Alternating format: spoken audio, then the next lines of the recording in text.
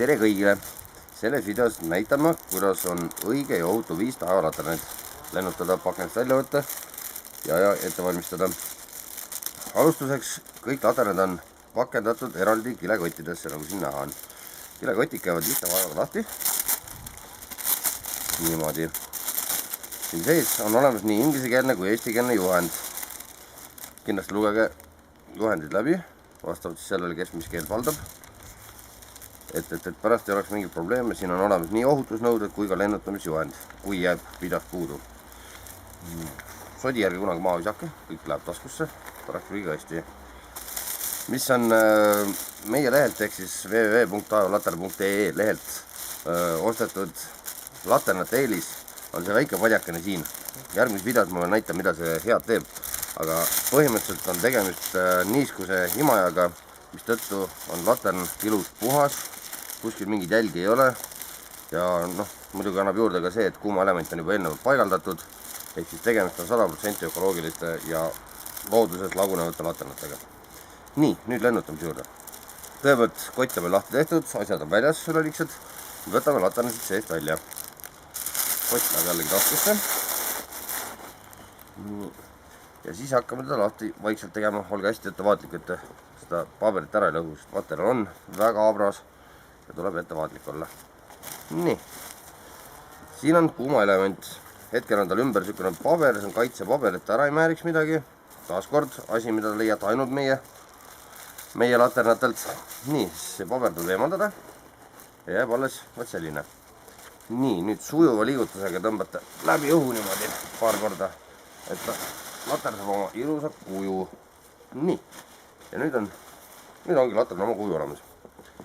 Nüüd võtate tulemasina või tikut, kuidas kellelgi, ja panete selle otsast siit põlema. Mida rohkem nurkasid te põlema saate korraga, seda kiiremini ta läheb lendu. Jutu vahepeale veel nii palju, et on küsitud mitu korda, et kas laternit saab ka talvel lennutada. Pole probleemi, nagu näete, et praegu väljas oli -3,5 ja ma usun, et ta läheb väga edukalt lendu, mis ta ei peaks.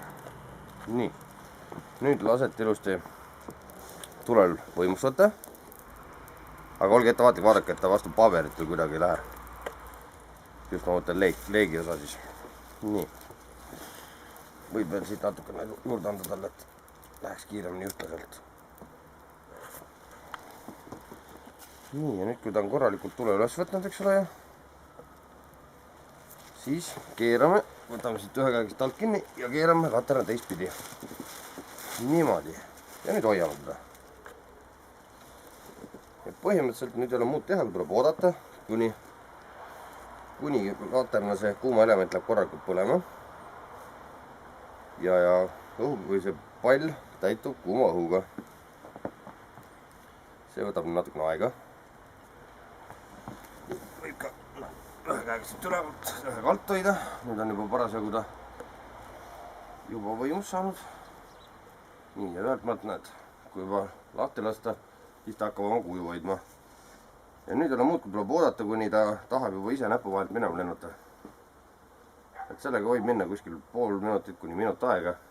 Mida kauem te hoiate, ütleme minut hoiate käes, selle kindlamalt ta lendab lendu, sest võib ka juhtuda nii, et kui ei ole piisavalt kuum, siis juhtub see, et latern kukub lihtsalt alla tagasi.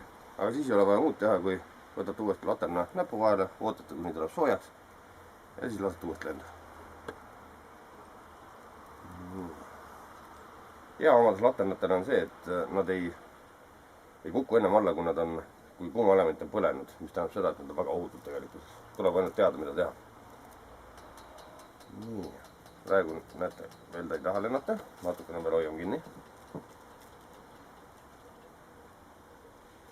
Ja siis olge ettevaatlikud, vaadake, et ei oleks ei puid ega maju ega elektriliine ja niisugused asju väga lähedal. See on väga oluline. Nii, ja nüüd kui later saab oma jõu kätte, siis laseme püsti, teeme väikse lükke ja loodame, et ta läheb. Ja sinna ta lähebki.